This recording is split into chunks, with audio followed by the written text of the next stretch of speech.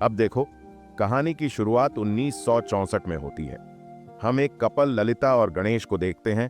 ललिता गणेश के साथ घर से भाग रही होती है और भागने में उनका फ्रेंड मनोहर उनकी मदद कर रहा होता है।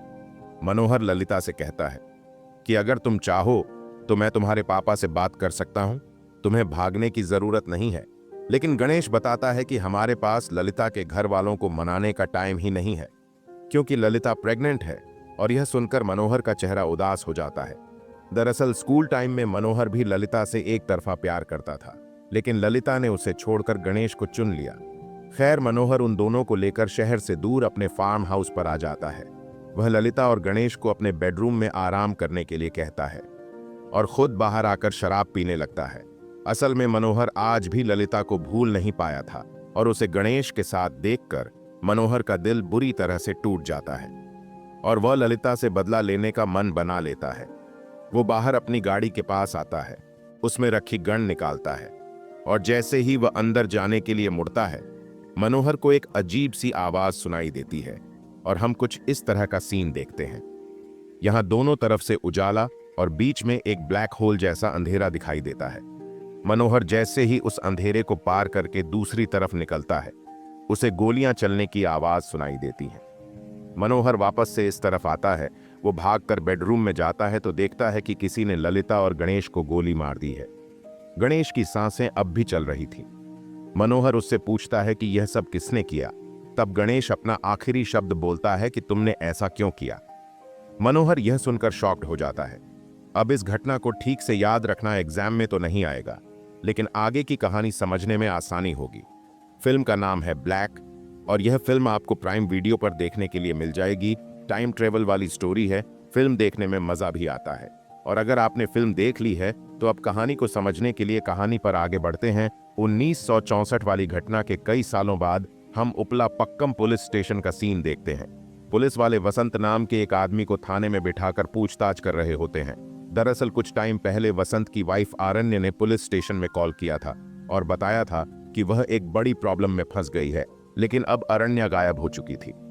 वसंत उस पुलिस ऑफिसर से कहता है कि अगर मैं आपको समझाना भी चाहूं तो भी आप समझ नहीं पाएंगे कि आरण्य के साथ हुआ क्या है। और इसी के साथ कहानी 48 घंटे पीछे चली जाती है, जहां से अब हम देखेंगे कि पिछले 48 घंटे में आरण्या और वसंत के साथ हुआ क्या था। दरअसल आरण्या अपनी एक फ्रेंड प्रभा के साथ क्लब में जाती है। वसंत भी अपने फ्रेंड्स के साथ उसी क्लब में होता है। वह सब पार्टी कर रहे होते हैं। तभी एक लड़का प्रभा के साथ थोड़ी सी छेड़खानी कर देता है और यह देखकर वसंत गुस्से में पागल हो जाता है और क्लब में उस लड़के की जमकर धुलाई करता है। लेकिन आरण्या और उसके फ्रेंड्स किसी तरह से वसंत को समझाते हैं और क्लब से बाहर भेज देते हैं। अरण्या और वसंत दोनों अपनी गाड़ी से वापस जा रहे होते हैं। तभी क्लब वाला लड़का पीछे से आता है और उनकी गाड़ी की विंडशील्ड तोड़ देता है। गुस्से में वसंत उन्हें मारने के लिए गाड़ी से बाहर आता है, लेकिन तब तक वो लड़के भाग जाते हैं। अब वसंत और अरण्या अपने घर आ जाते हैं। अरण्या थोड़ी गुस्से में होती है। वसंत के ऑफिस में एक हफ्ते की छुट्टी थी। तब वो अरण्या को मनाने के लिए फिर से हनीमून पर चलने के लिए कहता है, लेकिन अरण्या इसके लिए मना कर देती है। उन लोगों ने अपने लिए एक नया बीच हाउस लिया था। दोनों मिलकर प्लान बनाते हैं कि दोनों अपने नए अपार्टमेंट में जाएंगे और अपने नए घर में छुट्टियां एंजॉय करेंगे। इसी बहाने वो अपना नया घर भी देख लेंगे। अगली सुबह दोनों अपार्टमेंट के लिए निकल जाते हैं। रास्ते में एक सर्कल होता है जिसके बीचों बीच एक एंजल स्टैच्यू खड़ा था। सर्कल और स्टैच्यू देखकर वसंत को इल्यूजन्स आते हैं कि जैसे वो इस जगह से पहले भी जा चुका है, लेकिन वो इस बात को इग्नोर करता है और दोनों अपार्टमेंट के गेट पर पहुंच जाते हैं। सब ब्यूटी गार्ड गेट खोलता है और दोनों गाड़ी लेकर अंदर चले जाते हैं। यहां पर हम देखते हैं कि इस नए कोस्टल विला में बने सारे घर एक जैसे ही बनाए गए हैं। विला का मैनेजर उन्हें उनके घर की चाबी देता है और बताता है कि अभी भी यहां डेवलपमेंट का काम चल रहा है, तो इस पूरे विला में आपके अलावा कोई नहीं है। गेट पर सिक्योरिटी गार्ड भी रहेगा, तो आप लोग आराम से एंजॉय करना। अरण्या उससे सर्कल वाले स्टैचू के बारे में पूछती है। तब मैनेजर उसे बताता है कि पास्ट में कई बार उस स्टैचू को ट्रांसपोर्ट करने की कोशिश की गई थी, लेकिन हर बार ट्रांसपोर्ट करने वाली गाड़ी उसी जगह पर खराब हो जाती थी। आखिरी बार 1964 में उसे ट्रांसपोर्ट करने की कोशिश की गई, तब भी उसी जगह पर पहुंचकर गाड़ी खराब हो गई थी। जिसके बाद चर्च के फादर ने लोगों से अपील करी कि स्टैचू खुद कहीं नहीं जाना चाहता तो इसे यहीं पर लगवा दो, तब से स्टैचू वहीं पर है। इसके बाद मैनेजर वापस चला जाता है। वसंत और अरण्या भी रात में खाने पीने का सामान लेने के लिए विला से बाहर सुपरमार्केट में जाते हैं और शाम तक अपना सामान लेकर वापस गेट पर पहुंच जाते हैं। लेकिन गेट पर कोई वॉचमैन नहीं होता। वसंत खुद ही गेट खोलता है, गाड़ी अंदर लेकर गेट बंद कर देता है और जैसे ही दोनों अपने नए घर के दरवाजे पर पहुंचते हैं, उन्हें बाहर एक गिफ्ट मिलता है। दोनों गिफ्ट खोलकर देखते हैं तो वो एक खूबसूरत पेंटिंग होती है, लेकिन उसके ऊपर भेजने वाले का नाम नहीं लिखा था। दोनों गिफ्ट पाकर हैरान हो जाते हैं, क्योंकि दोनों ने किसी को भी अपने नए घर के बारे में बताया ही नहीं था। दोनों इस बात को इग्नोर कर देते हैं और एक दूसरे के साथ मस्ती करने लगते हैं। जैसे ही दोनों किस करने वाले होते हैं, तभी उनके दरवाजे की घंटी बजती है। वसंत दरवाजा खोलकर देखता है तो सामने उसका फ्रेंड सुरेश खड़ा था। वो वसंत से कहता है कि तुमने मुझे कॉल किया था और कहा था कि इमरजेंसी है, तो मैं भागता हुआ आ गया। वसंत को कुछ समझ में ही नहीं आता। वो कहता है कि मैंने तुझे कोई कॉल ही नहीं किया है और यहाँ सब कुछ ठीक है। खैर, कुछ देर तक बात करने के बाद सुरेश वहां से जाने लगता है तो देखते हैं कि घड़ी में अभी 11 बजे हो रहे हैं और जब वह अपनी गाड़ी में आकर अपना फोन चेक करता है तो पता चलता है कि वसंत ने उसे 12 बजे कॉल किया था। यानी कि जिस टाइम पर वो वसंत से मिला था, उस टाइम से भी 1 घंटा आगे। उसे कुछ भी समझ में नहीं आता। फिर भी इस बात को इग्नोर करके वो वापस चला जाता है।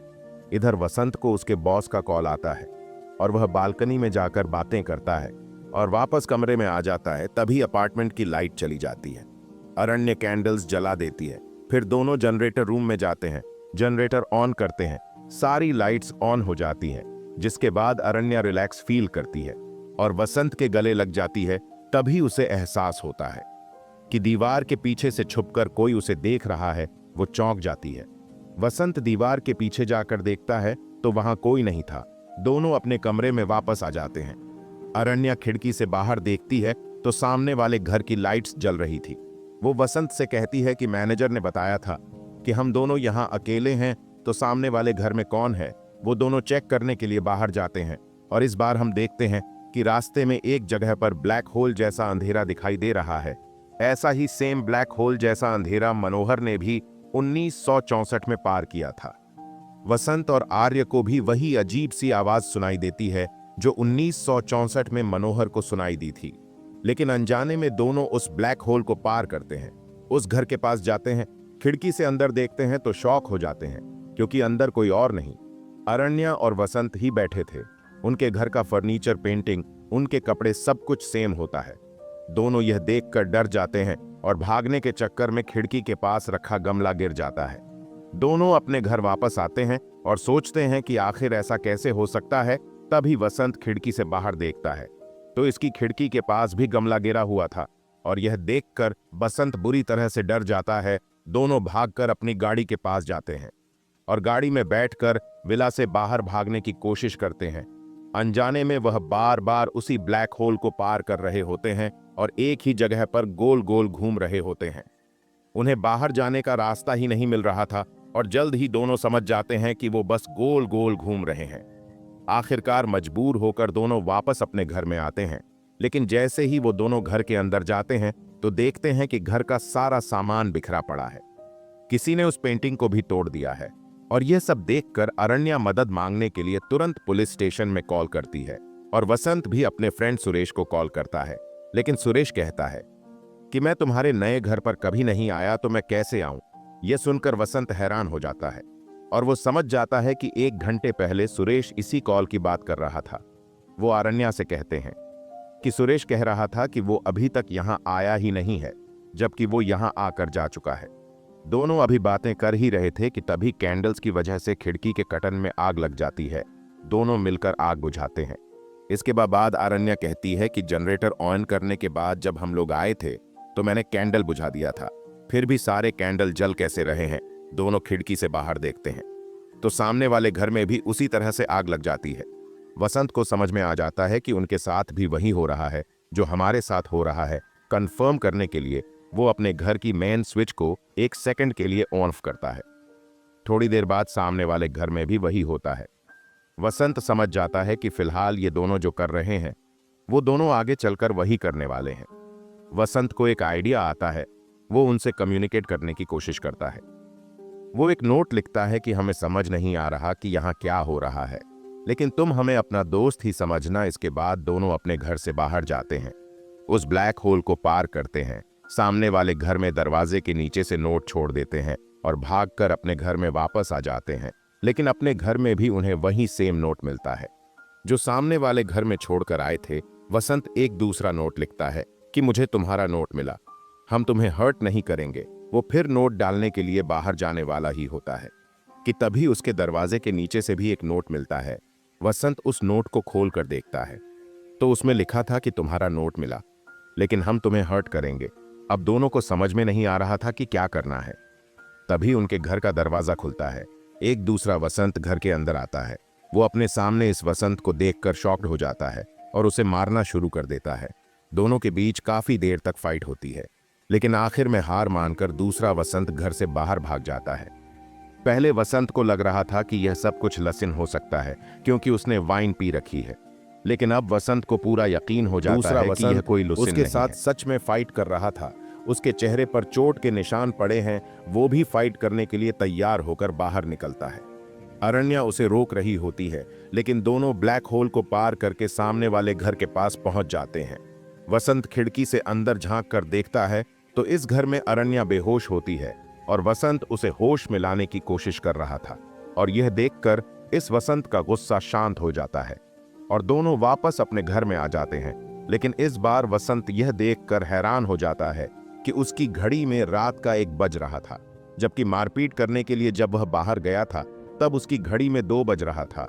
वसंत को समझ में नहीं आ रहा था कि दोनों समय में 1 घंटा पीछे कैसे आ सकते हैं। इसके बाद वसंत जित इतना याद कर सकता था, याद करके टाइम को नोट करने लगता है तो पता चलता है कि हर बार जब वो बाहर जाकर अंदर आया था, हर बार घड़ी में टाइम अलग अलग होता था। तभी बाहर उसे गाड़ी के चलने की आवाज सुनाई देती है। वो खिड़की से बाहर झांक कर देखता है तो उसकी अपनी गाड़ी जा रही होती है और वो उस ब्लैक होल में जाकर गायब हो जाती है। वसंत को धीरे धीरे समझ में आ जाता है कि उस ब्लैक होल में जरूर कुछ ऐसा है, जब भी हम उसे पार करते हैं हमारे साथ कुछ ना कुछ अजीब होता है। जैसे कि वो दोनों जब भी उस ब्लैक एरिया को पार करते हैं एक अलग टाइमलाइन में पहुंच जाते हैं। वसंत अंदाजा लगाता है कि बाहर भागने की कोशिश में उसने कई बार ब्लैक एरिया को पार किया था। इसका मतलब कार में वही दोनों हैं, लेकिन किसी और टाइमलाइन से अब तक अनजाने में दोनों कई बार ब्लैक एरिया को पार कर चुके थे। और अब दोनों मिलकर डिसाइड करते हैं कि इस बार दोनों जानबूझकर ब्लैक एरिया को पार करेंगे। दोनों एक दूसरे का हाथ पकड़कर उस एरिया को पार करते हैं और एक अलग टाइमलाइन में पहुंच जाते हैं। इस टाइम में वसंत को पेंटिंग मिलने के बाद फोन आया था और वो बालकनी में खड़ा होकर बात करता है, लेकिन यह कॉल था प्रभा का, जिसने वो पेंटिंग भेजी थी। इस टाइमलाइन में प्रभा और वसंत का अफेयर भी चल रहा था। इधर आरण्या और वसंत नीचे चुपकर उसकी बात सुन लेते हैं। आर्य को याद आता है कि वसंत भी बॉस के कॉल का बहाना करके बालकनी में बात करने आया था। इसके बाद आर्य को यकीन हो जाता है कि प्रभा और वसंत का अफेयर चल रहा है। वो वसंत से नाराज हो जा है। वसंत उसे समझाने की कोशिश करता है कि अफेयर दूसरी टाइमलाइन वाले का हो सकता है, मेरा नहीं। लेकिन आरण्या मानने को तैयार ही नहीं थी। वो रोते हुए अकेले ही उस ब्लैक एरिया को पार कर जाती है। वसंत भी उसके पीछे पीछे ब्लैक होल को पार करता है, लेकिन दूसरी तरफ आरण्या नहीं थी। वो भागकर घर के पास जाता है। खिड़की के अंदर देखता है तो वहां आरण्या वसंत के साथ बैठकर बातें कर रही होती है। वह समझ जाता है कि यह मेरी वाली आरण्या नहीं है। इसके बाद वसंत कई बार उस ब्लैक एरिया को पार करता है, लेकिन हर टाइमलाइन में अरण्या वसंत के साथ होती है। इसी बीच एक टाइमलाइन में वो जनरेटर रूम में जाता है तो देखता है कि आरण्या और वसंत दोनों जनरेटर ऑन करने के लिए आए हैं।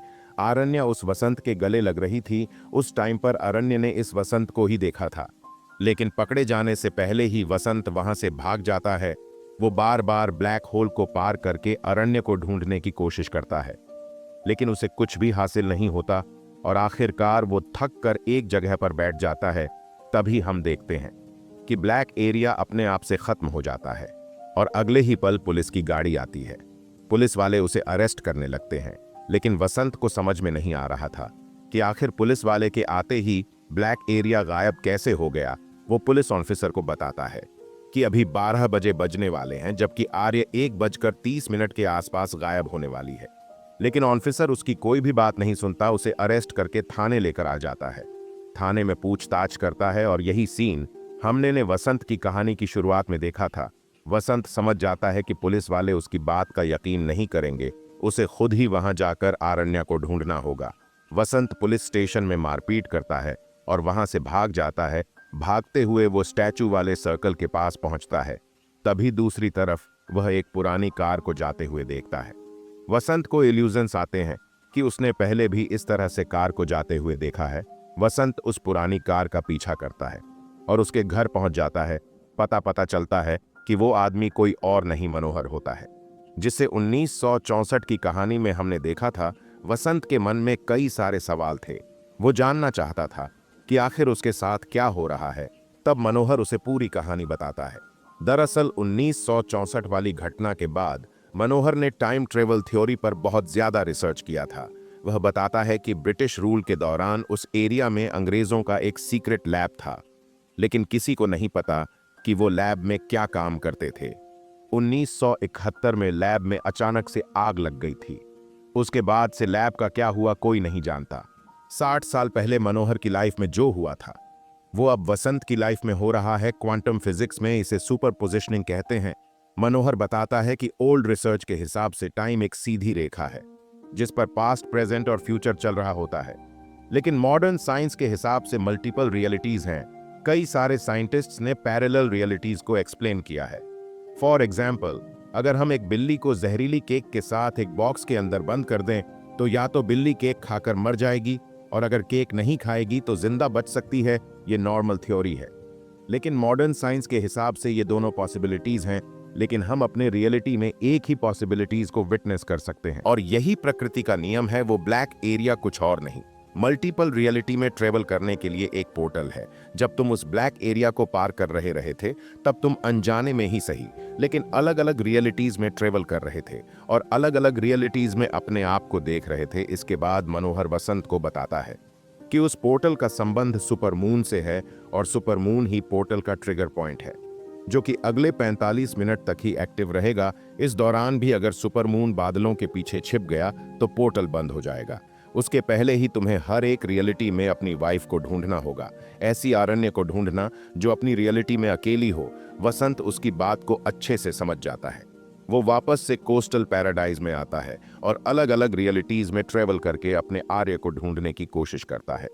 और एक रियलिटी में उसे लगता है कि आर्य घर में अकेली है, लेकिन जैसे ही वह घर के अंदर जाता है, घर में वसंत भी होता है, जिसके बाद वह वसंत को मारकर उसकी जगह लेना चाहता है। और यही सीन हम पहले भी देख चुके हैं। आखिर में हार मानकर वसंत बाहर आता है, फिर से मल्टीपल रियलिटीज में ट्रेवल करता है और एक रियलिटी में वो देखता है कि अरण्या प्रेग्नेंट है। वो समझ जाता है कि मेरी रियलिटी में भी मेरी अरण्या प्रेग्नेंट होगी और आखिर में वो एक ऐसी रियलिटी में पहुंचता है जहां घर में कोई नहीं था। टेबल पर उनके पुराने नोट्स पड़े हुए थे। आरण्या गायब थी। वसंत को समझ में आ जाता है कि वो अपनी सही रियलिटी में पहुंच चुका है। तभी पुलिस वालों के साथ आरण्या और उसका फ्रेंड सुरेश भी वहां पहुंच जाता है। वसंत को देखते ही आरण्या दौड़कर उसके गले लग जाती है। आरण्या को पाकर वसंत भी बहुत खुश हो जाता है और इसके बाद दोनों अपने घर वापस जाने लगते हैं। रास्ते में वसंत उससे पूछता है कि तुमने मुझे ढूंढा कैसे। तब आरण्या बताती है कि तुम अकेले ही जनरेटर ऑन करने गए थे, वापस नहीं आए तो तुम्हें ढूंढने के लिए मैंने सुरेश और पुलिस वालों को कॉल किया, लेकिन तुम इतनी देर तक कहां थे। वसंत तुरंत समझ जाता है कि वो अपने असली रियलिटी में नहीं है, क्योंकि अपनी रियलिटी में वो अरण्या को भी साथ लेकर जनरेटर ऑन करने गया था। सब कुछ जानने के बाद भी वो इस आरण्य को कुछ नहीं बताता, क्योंकि मनोहर ने उसे बताया था कि हर वो रियलिटी तुम्हारी है जिसमें तुम नहीं हो। वो दोनों एक पेट्रोल पंप पर रुकते हैं। वसंत फ्रेश होने के लिए वॉशरूम में जाता है, लेकिन तभी इस रियलिटी का एक वसंत उसके सामने आ जाता है। दोनों के बीच क्या होता है पता नहीं, लेकिन आखिर में हम देखते हैं कि एक वसंत वापस से अरण्य के पास आता है और दोनों अपने घर वापस चले जाते हैं। इसी के साथ यह फिल्म भी खत्म हो जाती है। लेकिन पेट्रोल पंप के भी शोरूम में क्या हुआ होगा, समझ में आए तो कमेंट में मुझे भी जरूर बताना, क्योंकि पहला वसंत दूसरे वाले को मार कर भी आ सकता है और दूसरा वाला पहले वाले को भी मार कर आ सकता है, क्योंकि यहाँ सब कुछ पॉसिबल है। खैर, फिल्म नहीं देखी तो एक बार Amazon डो लोग तो इस वीडियो को लाइक कर ही सकते हैं, तो वीडियो को लाइक कर देना, शेयर कर देना और चैनल को भी सब्सक्राइब कर लेना।